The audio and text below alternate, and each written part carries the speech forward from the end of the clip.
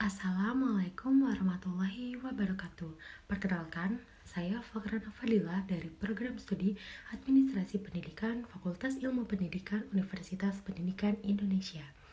Dalam video kali ini, saya akan memaparkan hasil karya tulis ilmiah saya yang berjudul Manajemen Sekolah Penyelenggara Pelayanan Inklusi di SMPN 114 Jakarta.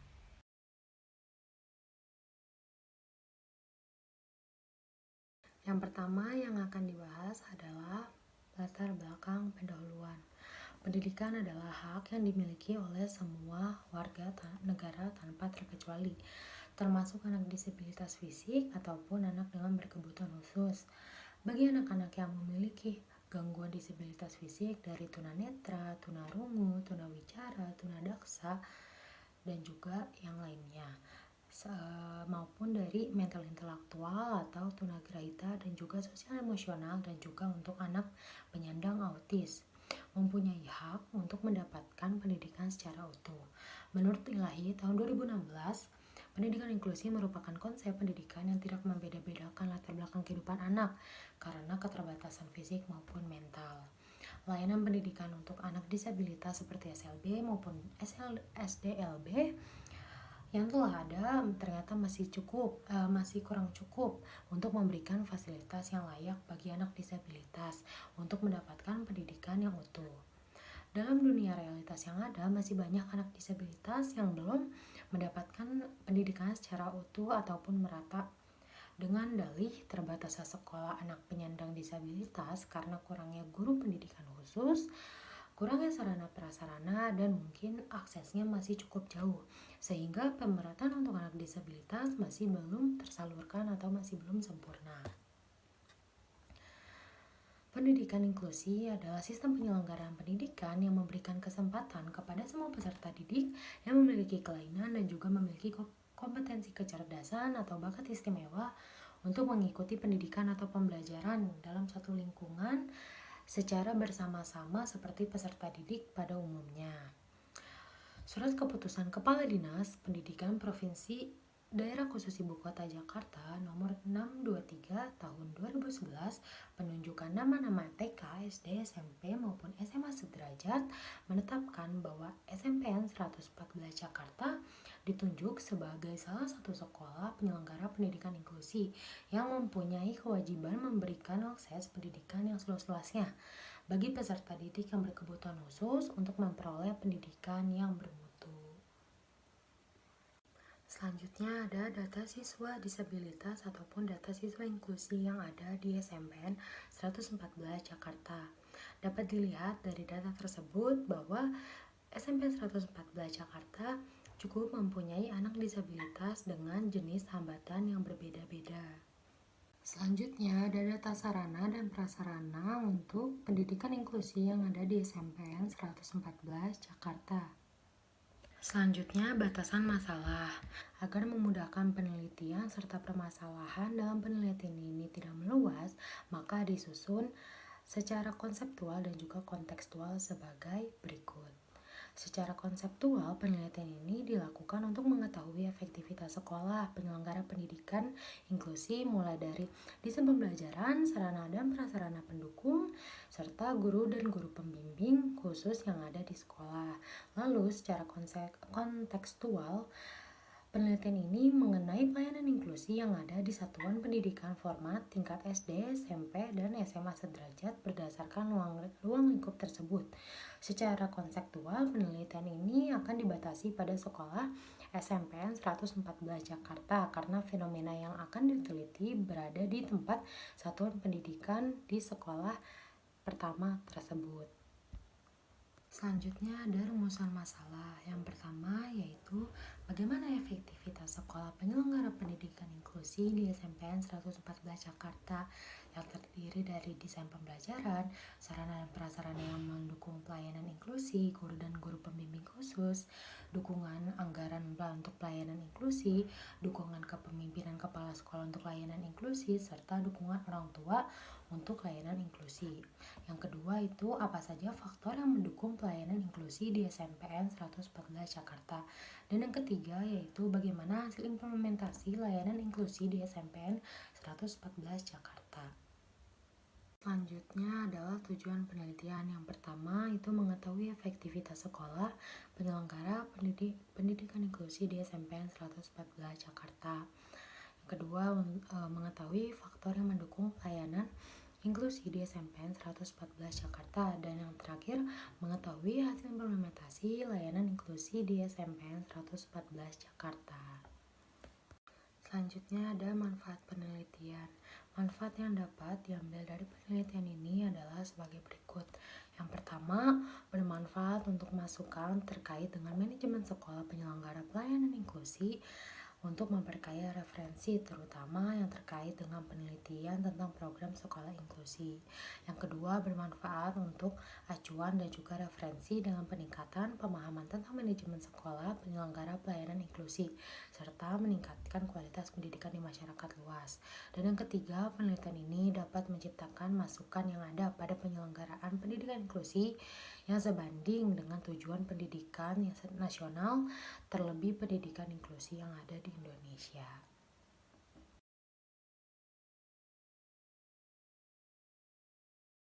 Selanjutnya, kajian pustaka manajemen sekolah. Menurut George Robert Terry tahun 1974, manajemen dapat diartikan sebagai sebuah proses khas dan dari beberapa tindakan seperti perencanaan, pengorganisasian, penggerakan, serta pengawasan. Seluruh tindakan tersebut bertujuan untuk mencapai target dengan memanfaatkan semua sumber daya yang tersedia.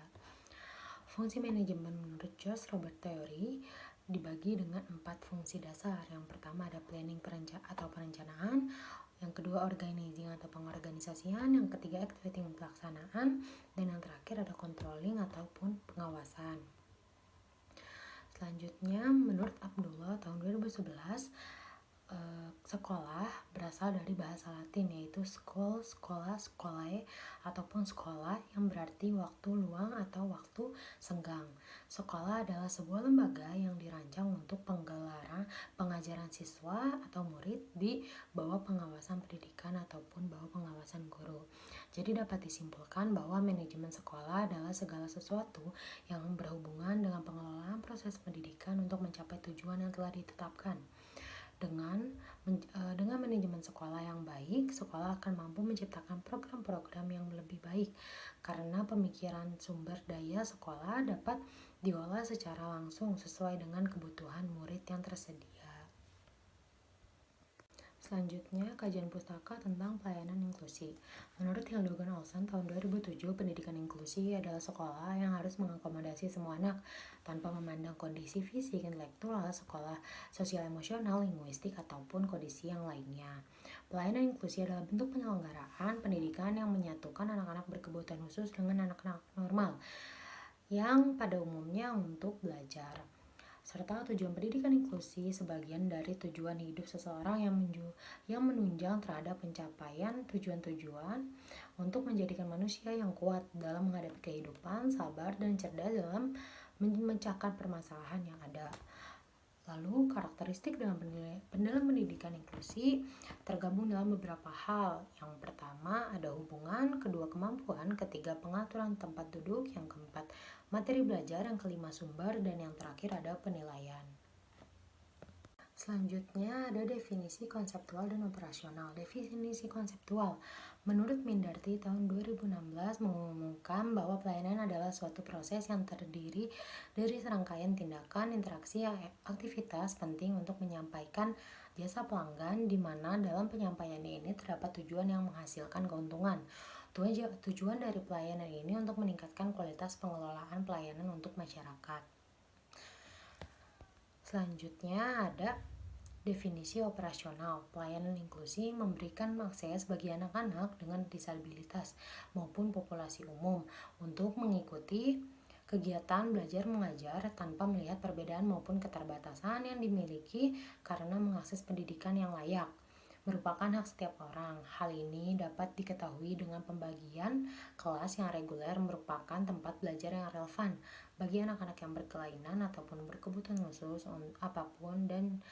apapun jenis kelaminnya.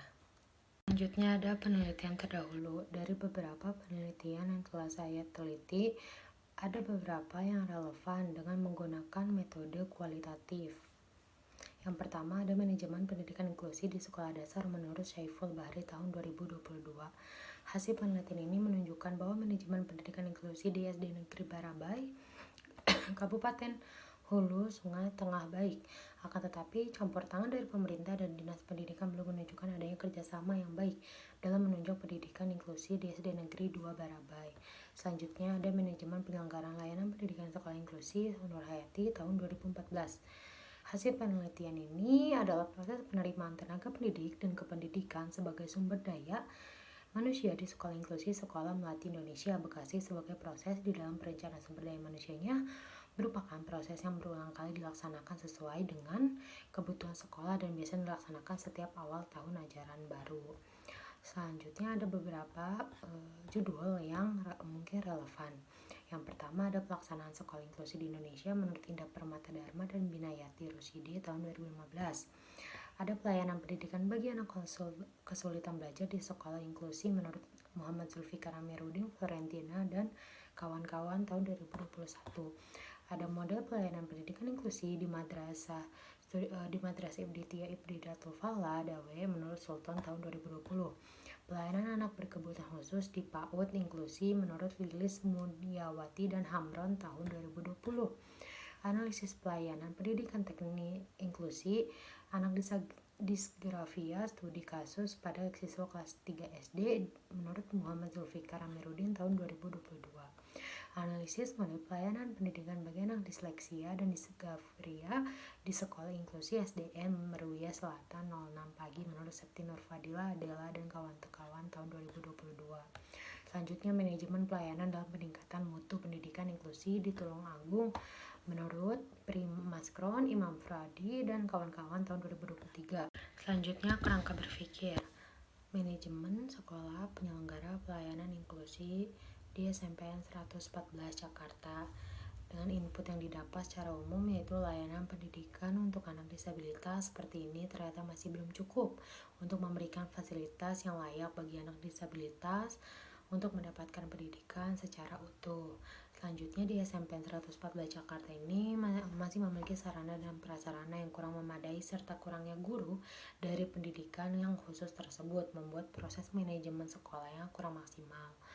Lalu proses yang digunakan yaitu yang pertama melatih tenaga pendidik reguler untuk meningkatkan sistem pembelajaran yang sesuai dengan kebutuhan. Yang kedua ada melengkapi sarana dan prasarana. Yang ketiga perencanaan. Yang keempat implementasi dan yang terakhir ada evaluasi. Selanjutnya output yang dikeluarkan yaitu mendapatkan pendidikan yang layak dan juga menciptakan lingkungan yang aman serta kondusif. Dan outcome yang didapatkan yaitu pencapaian pendidikan yang layak dan sarana prasarana yang memadai bagi anak inklusi agar dapat memiliki kesempatan untuk mengembangkan diri.